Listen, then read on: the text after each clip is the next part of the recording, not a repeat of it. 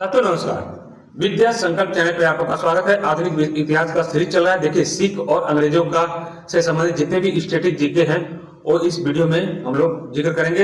Exam की दृष्टि से बहुत महत्वपूर्ण है। आइए प्रारंभ करते हैं। पहला प्रश्न है, सिख इतिहास में किस युद्ध को राज की विभीषिका यानी नाइट ऑफ टेरर्स कहा जाता है, जहां ब्रिटिश गवर्नर जनरल को खुद मोर्चे पर उतरना पड़ा था? ये ऑप्शन बी है, फिरोज शाह का युद्ध।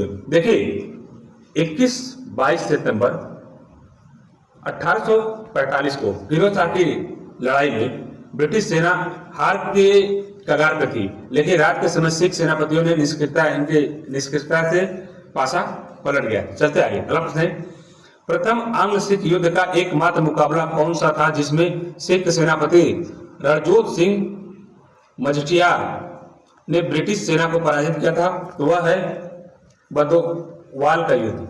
बद्दोवाल का युद्ध। देखिए, 21 जनवरी 1846 में बद्दोवाल की लड़ाई में सिख सेना ने सर हैज स्मिथ की ब्रिटिश टुकड़ी को पीछे हटने के लिए मजबूर कर दिया था। चलते आगे। अगला प्रश्न है, 28 जनवरी 1846 को लड़े गए किस युद्ध में सर हैरी स्मिथ ने सिखों को हराकर बद्दोवाल की हार का बदला लिया था? यह है अलीवाल का युद्ध।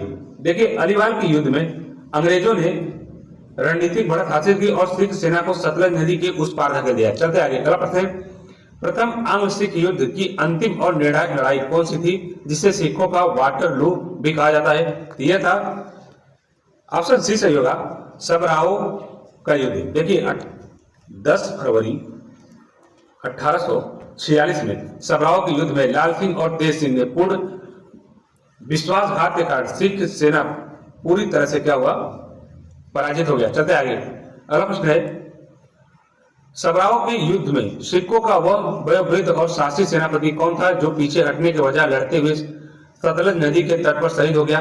तो वह था सरदार श्याम सिंह अटारीवाला। देखिए, श्याम सिंह अटारीवाला ने कसम खाई थी कि वे हार कर वापस नहीं लौटेंगे और उन्होंने अंतिम सांस तक अंग्रेजों का मुकाबला किया। चलते आगे। अगला प्रश्न है, प्रथम आंग्ल सिख युद्ध समाप्त होने के लिए 9 मार्च 1846 को कौन सी प्रसिद्ध संधि की गई? यह की गई लाहौर की संधि। लाहौर की संधि के तहत सिखों को भारी हर्जाना युद्ध के रूप में देना पड़ा और जालंधर दोआब का क्षेत्र अंग्रेजों को सौंपना पड़ा था। चलते आगे। अगला प्रश्न है, लाहौर की संधि 1846 के तहत ब्रिटिश सरकार ने लाहौर दरबार में अपना पहला ब्रिटिश रेजिडेंट किसे नियुक्त किया था? ये नियुक्त किया था हेनरी लॉरेंस को। देखिए, सर हेनरी लॉरेंस को लाहौर दरबार की गतिविधियों पर नजर रखने के लिए पहला ब्रिटिश रेजिडेंट नियुक्त किया गया था। चलते आगे। अगला प्रश्न है, युद्ध हर्जाना न चुका पाने के कारण अंग्रेजों ने कश्मीर का क्षेत्र लाहौर दरबार से लेकर 75 लाख रुपए में किस डोगरा राजा को बेच दिया था? ये था ऑप्शन बी, राजा गुलाब सिंह डोगरा को।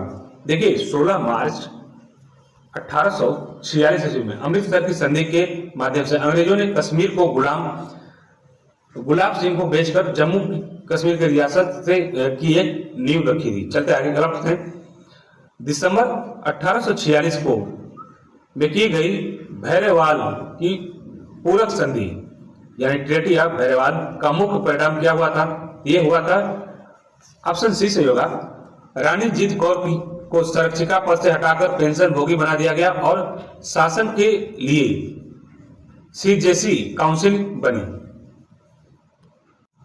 तो देखिए, भैरवाल की संधि ने पंजाब को पूरी तरह से ब्रिटिश रेजिडेंट की हेनरी लॉरेंस के नियंत्रण में ला दिया और 8 सिख सरदारों की एक परिषद गठित की गई। ये क्या थी? रीजेंसी काउंसिल थी। चलते आगे। अगला प्रश्न है, द्वितीय आंग्ल सिख युद्ध यानी 1848 से लेकर 1849 की शुरुआत के समय भारत का गवर्नर जनरल कौन बन चुका था जो घोर साम्राज्यवादी था? तो वह था लॉर्ड डलहौजी। देखिए, लॉर्ड डलहौजी 1848 में भारत आया और उसने पंजाब को पूर्ण रूप से ब्रिटिश साम्राज्य में मिलाने की योजना बनाई। चलते आगे। अगला प्रश्न है, द्वितीय आंग्ल सिख युद्ध की चिंगारी भड़काने वाला मुल्तान का विद्रोह यानी 1848 में वहां के किस दीवान गवर्नर द्वारा किया गया था? यह था ऑप्शन ए सही होगा, मूलराज। देखिए, मुल्तान के गवर्नर दीवान मूल राज ने ब्रिटिश रेजिडेंट्स के कर सुधारों और 2 ब्रिटिश अधिकारियों की हत्या के बाद विद्रोह कर दिया था। चलते आगे, अगला प्रश्न है 22 नवंबर 1848 को द्वितीय आंग्ल सिख युद्ध के दौरान लड़ा गया वह पहला निर्णायक युद्ध कौन सा था जो चेनाब नदी के किनारे पर लड़ा गया? यह था रामनगर का युद्ध। देखिए, रामनगर के युद्ध में लॉर्ड गब की अंग्रेजी सेना जो थी शेर सिंह के अटारीवाला की सिख सेना के बीच भयंकर टकराव हुई थी। चलते आगे, अगला प्रश्न है 13 जनवरी 1849 ईस्वी को लड़ा गया एक प्रसिद्ध युद्ध कौन सा था जिसमें सिखों ने अंग्रेजों को इतनी करारी शिकस्त दी कि ब्रिटिश कमांडर लॉर्ड गब के बड़े शब्दों में ये निंदा हुई थी इनकी? ये था ऑप्शन बी सही होगा, चिड़ियावाला युद्ध। देखिए, चिड़ियावाला के युद्ध में ब्रिटिश सेना को भारी जान माल का नुकसान हुआ जिससे ब्रिटिश इतिहास में एक बड़ी त्रासदी माना गया। चलते आगे, अगला प्रश्न है चिड़ियावाला के युद्ध में ब्रिटिश पराजय की खबर सुनकर लंदन की सरकार ने लॉर्ड गब के स्थान पर किसे भारत का नया मुख्य सेनापति नियुक्त करने का आदेश जारी किया था? ये था सर चार्ल्स नेपियर। देखिए, हालांकि चार्ल्स नेपियर के भारत पहुंचने से पहले ही युद्ध का पासा पलट चुका था। चलते आगे, अगला प्रश्न 21 फरवरी 1849 को लड़ा गया द्वितीय आंग्ल सिख युद्ध का अंतिम और निर्णायक युद्ध कौन सा था जिसे तोपों का युद्ध भी कहा जाता है? ये था गुजरात का युद्ध। देखिए, गुजरात यानी पंजाब के एक कस्बे का नाम है। उस समय की लड़ाई में ब्रिटिश तोपखाने ने सिख सेना को पूरी तरह से पछाड़ दिया और यह युद्ध निर्णायक साबित हो गया। चलते आगे, अगला प्रश्न लॉर्ड डलहौजी ने किस तिथि को एक आधिकारिक घोषणा द्वारा पंजाब को औपचारिक रूप से ब्रिटिश साम्राज्य का या ब्रिटिश भारत में मिला दिया था? यह था 29 मार्च 1849 को।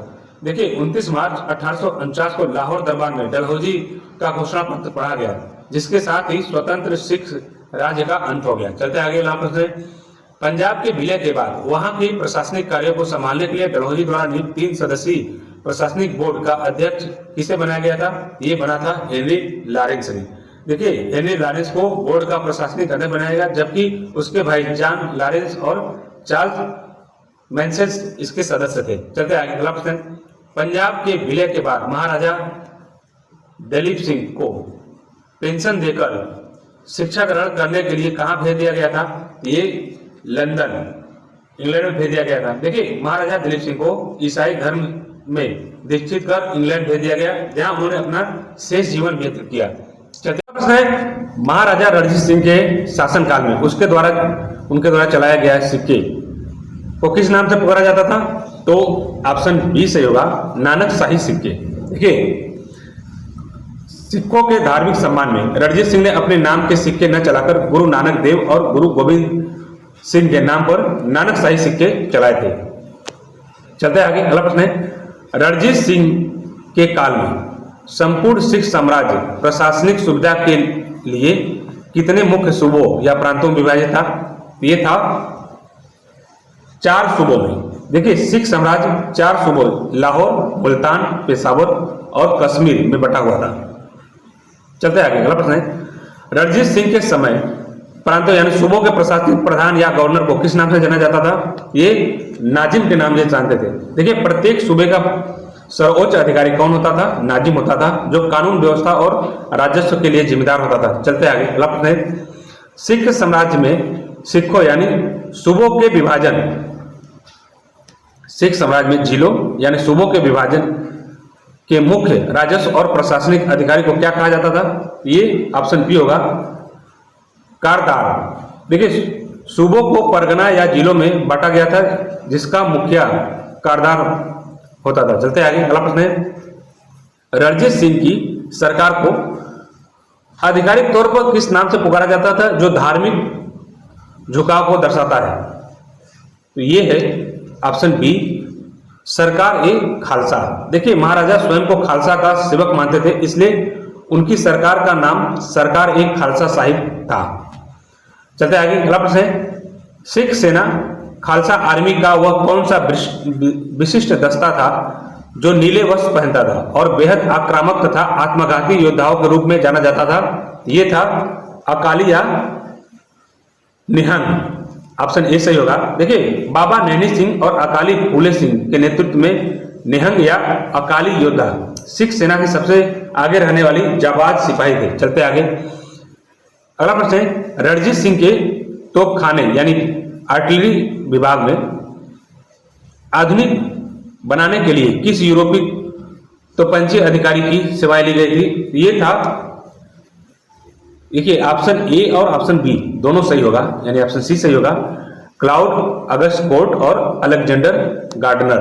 देखिए, कोर्ट फ्रांसीसी और गार्डनर अमेरिकी, दोनों ये थे कहाँ के? फ्रांस के थे, और ये गार्डनर कहाँ के थे? अमेरिका के। दोनों रणजीत सिंह के तोपखाने यानी तोपखाना एक खास को अत्यधिक शक्तिशाली बनाया था। तो आज के लिए इतना ही, मिलते हैं अगले वीडियो में। Thank you for watching.